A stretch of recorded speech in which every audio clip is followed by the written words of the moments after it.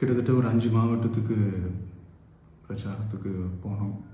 இந்த மாதிரி எதுவுமே நடக்கல. ஆனால் கரூரில் மட்டும் ஏன் இப்படி நடக்குது, எப்படி நடக்குது?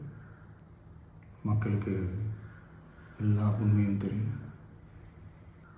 மக்கள் எல்லாத்தையும் பார்த்துக்கிட்டு இருக்கிறாங்க.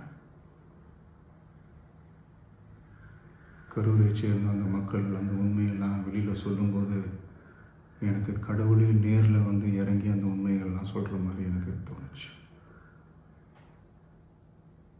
சீக்கிரமே எல்லா உண்மைகளும் வெளியில் வரும். எங்களுக்கு தரப்பட்ட இடத்துல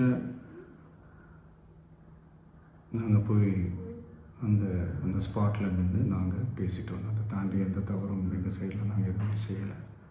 பட் இருந்தாலும் எங்கள் கட்சியை சேர்ந்த நிர்வாகிகள், தோழர்கள் மேலே எஃப்ஐஆர், அது மட்டும் இல்லை சோஷியல் மீடியாவை சேர்ந்த நண்பர்கள், தோழர்கள் அவங்க மேலே எஃப்ஐஆர்லாம் போட்டு இப்போ பிடிச்சிக்கிட்டு இருக்கிறாங்க.